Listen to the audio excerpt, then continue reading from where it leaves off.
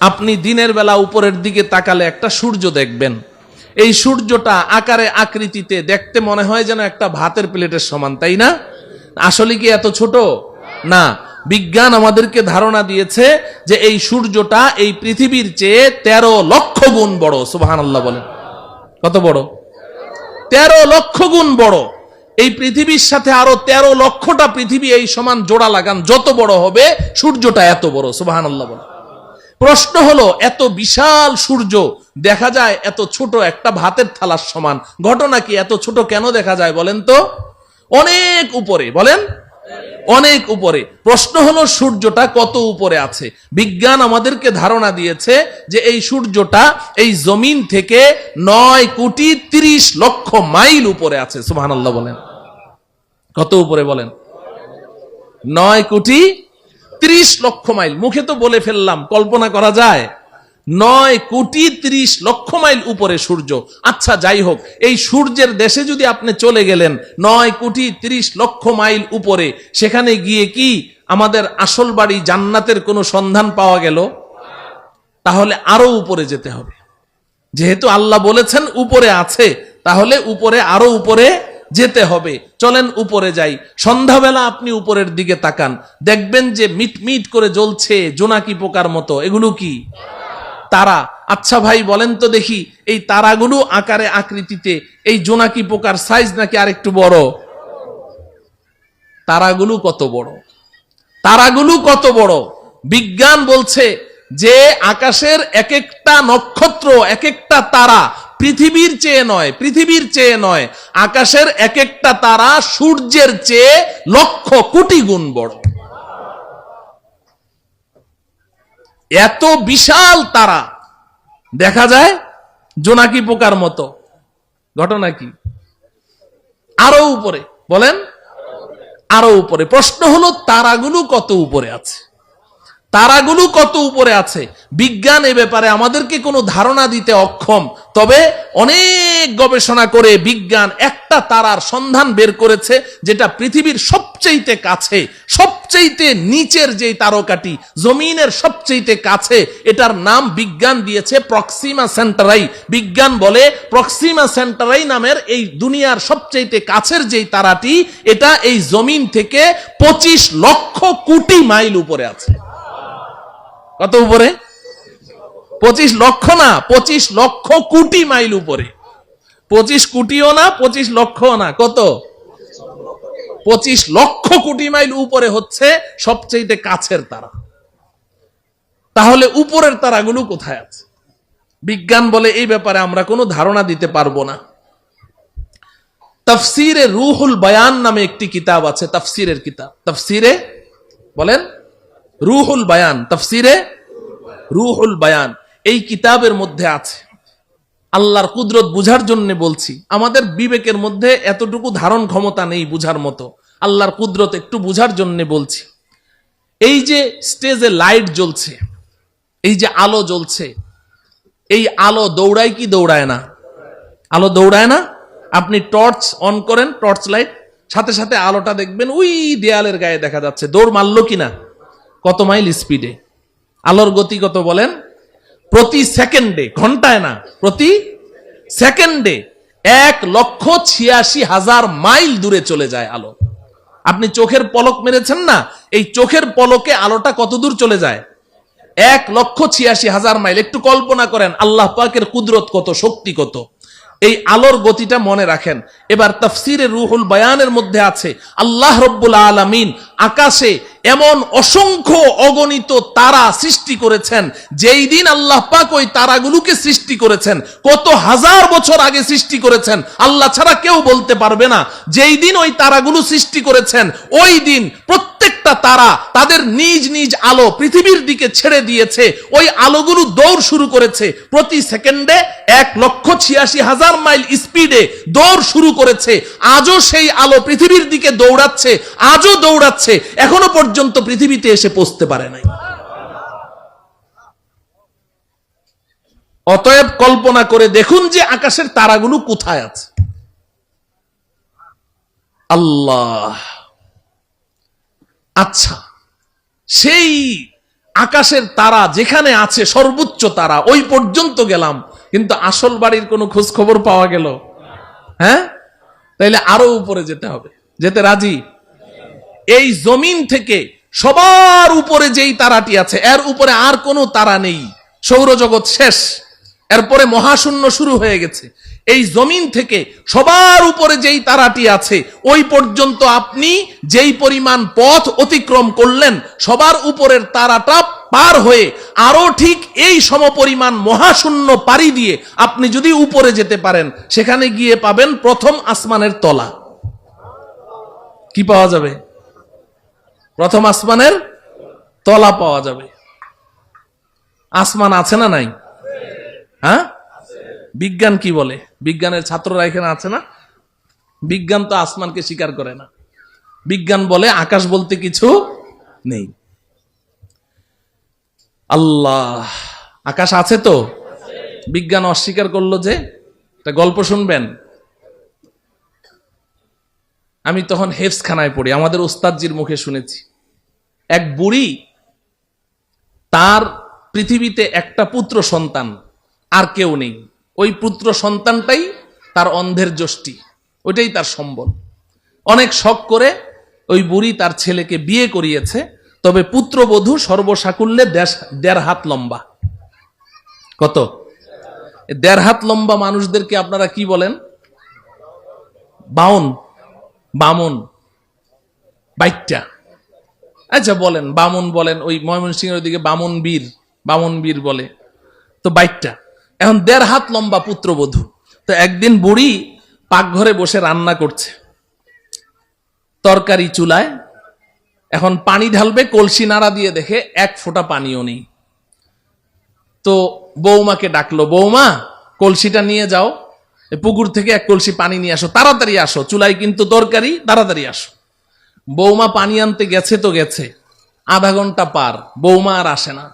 বুড়ি চিৎকার করে বলছে, বৌমা পানি আনতে তো 5 মিনিট লাগে, তুমি আধা ঘন্টা পর্যন্ত করছোটা কি? তরকারি পুড়ে ছাই, আজকে কপালে আর তোমার খাবার জুটবে না, তুমি গেলে কোথায়, মরলে নাকি? বৌমা পাশের রুম থেকে চিৎকার দিয়ে বলে, আম্মা আমি 5 মিনিটেই তো পানি নিয়ে এসেছি, তো দিচ্ছ না কেন? কয়, আম্মা একটা অ্যাক্সিডেন্ট হয়ে গেছে। কি অ্যাক্সিডেন্ট হলো? বলে যে, আম্মা বিয়ের সময় আপনি না আমাকে একটা স্বর্ণের চেইন দিয়েছিলেন। বলে, হ্যাঁ, ওই চেইনটা ছিঁড়ে কলসির মধ্যে পড়ে গেছে। তো হয়েছেটা কি? কলসির মধ্যেই তো পড়েছে। কয় যে, আম্মা হ্যাঁ কলসির মধ্যেই তো পড়েছে, তুমি নিজে দেখেছো? বলে, আমি নিজের চোখে দেখলাম কলসির মধ্যে পড়েছে। তো তাহলে এক কাজ কর, তোর মাথায় কি বুদ্ধি শুদ্ধি নাই? তুই এক কাজ কর, কলসির মুখ দিয়ে হাতটা ভরে দে, কলসির তলা থেকে চেইনটা তুলে নে, পানিটা চেঞ্জ করে নিয়ে আয়, আর না হলে 5 মিনিট সময় বেশি লাগবে, তুই আধা ঘন্টা পর্যন্ত করছিসটা কি? বৌমা পাশের রুম থেকে চিৎকার দিয়ে বলে, আম্মা এই মাত্র আপনি যে বুদ্ধিটা শিখাইলেন, আমি আধা ঘন্টা থেকে ওই কাজেই ব্যস্ত আছি। কিন্তু আম্মা বড় আশ্চর্যের ব্যাপার, আপনার কলসির তো তলা নাই। আপনার কলসির কি নাই? তলা নাই। বুড়ি পাকঘর থেকে বলে, বৌমা কলসির তলা তো কলসির তলার জায়গায় ঠিকই আছে, তুই যে বামন বীর বাইটটা, তোর হাত খাটো ওই পর্যন্ত যায় না। বলেন ঠিক কিনা? আল্লাহ রব্বুল আলামিন কোরআনে হাকিমে বারবার বলেছেন, একটি নয়, দুইটি নয়, আমি 7টি আসমান সৃষ্টি করেছি। আল্লাহর কথা কখনো অবাস্তব হতে পারে না। আসমান তো আসমানের জায়গায় আছে। যে সকল বিজ্ঞানীরা তারা এই আসমানের অস্তিত্বকে অস্বীকার করেছে, তারা তো বাইটটা বামন বীর, তাদের হাত খাটো ওই পর্যন্ত যায় না। এজন্য পৃথিবীর শ্রেষ্ঠ বিজ্ঞানী মুসলিম দার্শনিক, আপনারা সকলেই তার নাম শুনেছেন, মহাকবি আল্লামা ইকবাল রহমতুল্লাহ আলাইহি। নাম শুনেছেন? মহাকবি আল্লামা ইকবাল একজন শ্রেষ্ঠ দার্শনিক ছিলেন, শ্রেষ্ঠ বিজ্ঞানী ছিলেন। তিনি সারাটা জীবন বিজ্ঞানের পেছনে দৌড়িয়েছেন, অক্সফোর্ড ইউনিভার্সিটিতে পড়াশোনা করেছেন, ইহুদি খ্রিস্টানদের মাঝেই তিনি বেড়ে উঠেছেন, কিন্তু আল্লাহ পাক তার নসিবে হেদায়েত লিখে রেখেছেন, এজন্য তিনি নষ্ট হন নাই, বেলাইনে যান নাই। তিনি সারা জীবন বিজ্ঞানের পেছনে দৌড়িয়ে জীবনের শেষ মুহূর্তে এসে আত্মসমর্পণ করেছেন। সারেন্ডার করেছেন, তিনি স্বীকার করেছেন বিজ্ঞান মানেই হচ্ছে একটা ধোঁকা, বিজ্ঞান মানেই হচ্ছে একটা মরিচিকা। কারণ বিজ্ঞান সকালে এক থিওরি দেয়, বিকালে ওটাকে অস্বীকার করে যে না ওটা ঠিক নাই, আবার নতুন থিওরি দেয়, আবার পরের দিন ওটাকে অস্বীকার করে, আবার নতুন থিওরি দেয়। আমরা এক সময় শুনেছি যে বিজ্ঞান এক সময় জোরে সোরে দাবি করেছে যে সূর্য ঘুরে, পৃথিবী ঘুরে না, সূর্য ঘুরে, পৃথিবী ঘুরে না। এরপর মাঝখানে আরেক দল বিজ্ঞানী কিছুদিনের জন্য আবিষ্কার হলো, তারা এসে বলল যে না আগের বিজ্ঞানীদের থিওরি ভুল। বলে সঠিকটা কি? কয় যে পৃথিবী ঘুরে, সূর্য ঘুরে না।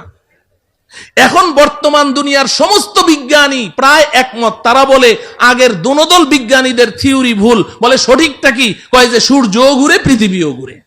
বলে কি বলে না? এখন বর্তমান বিজ্ঞানের দাবি কি? সূর্যও ঘুরে, পৃথিবীও ঘুরে। আর কিছুদিন যদি বাঁচি তাহলে দেখবো আরেক দল বিজ্ঞানী আসবে, এসে বলবে আগের তিনদল বিজ্ঞানীদের থিওরি ভুল। বলে তাহলে সঠিকটা কি? বলবে একটাও ঘুরে না।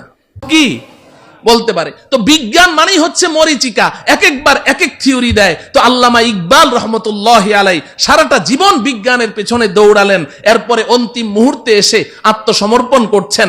কোই कहता है नहीं है, कोई कहता है कि है, या खबर है या नहीं है तेरी दुनिया का वजूद।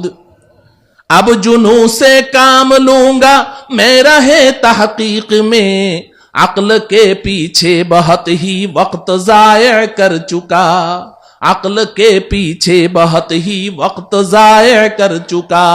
আল্লামা ইকবাল বলেন রব্বুল আলামিন সারাটা জীবন তো বিজ্ঞানের পেছনে দৌড়ালাম, কিন্তু বিজ্ঞান আজকে এক থিওরি দেয়, কালকে এক থিওরি দেয়। একবার বলে সূর্য ঘুরে, একবার বলে পৃথিবী ঘুরে, একবার বলে দুটোটা ঘুরে, একবার বলে আসমান আছে, আরেকবার বলে আসমান নাই।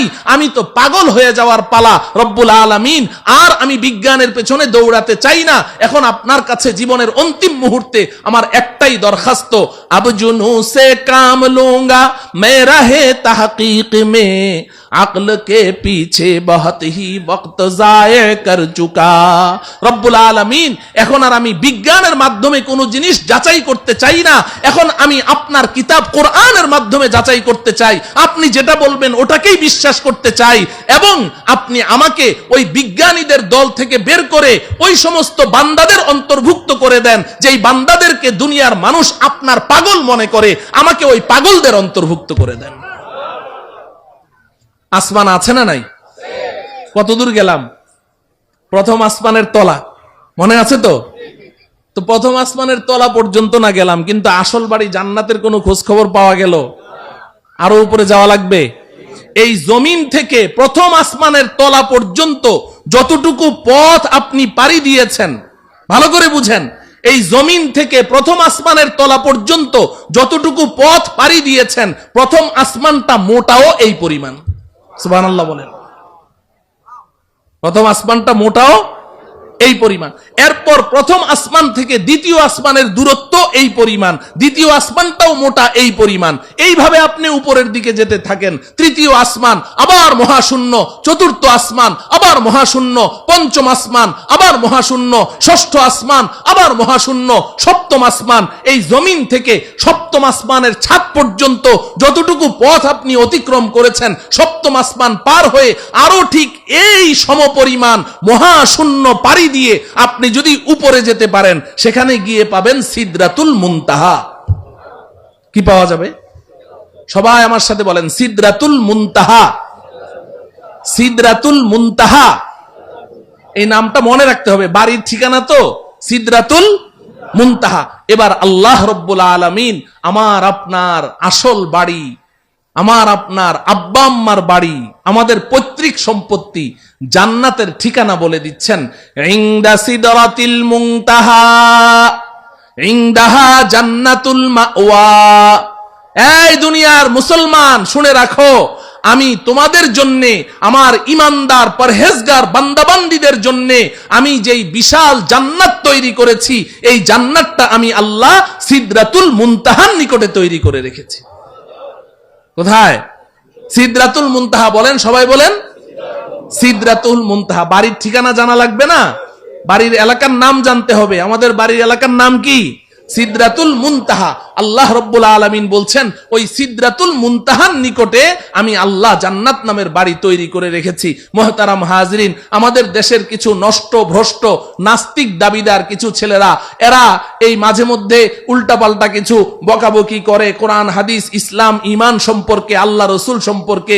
এই ভ্রষ্ট নষ্ট ছেলেগুলো তারা বলে জান্নাত বলতে কিচ্ছু নাই। জান্নাত আছে না নাই? এখন ওরা জান্নাতকে অস্বীকার করে কেন জিজ্ঞাসা করেন, বলবে যে আমাদের নাস্তিকদের একটা থিওরি আছে, যা চোখে দেখি না তা বিশ্বাস করি না।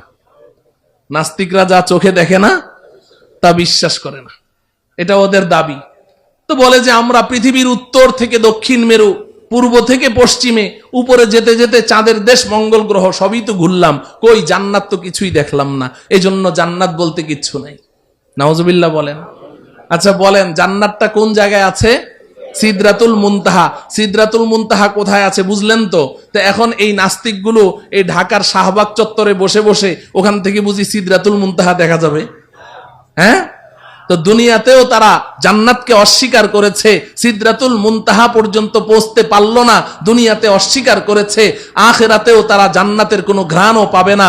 আমরা ইনশাআল্লাহ দুনিয়াতে যেহেতু আমরা বিশ্বাস করেছি, আমাদের জান্নাতের বাড়ির সন্ধান লাভ করেছি, আল্লাহর কথা বিশ্বাস করেছি, রাসূলের কথা বিশ্বাস করেছি, আব্বাজান হযরতে আদমের কথা বিশ্বাস করেছি, ইনশাআল্লাহ পরকালে আমরা আমাদের আসল বাড়ি জান্নাতের মালিক হবই হব ইনশাআল্লাহ। আল্লাহ রব্বুল আলামিন আমাদের সবাইকে আমাদের আসল বাড়ি পর্যন্ত অতি নিরাপদে পৌঁছার তৌফিক দান করুন।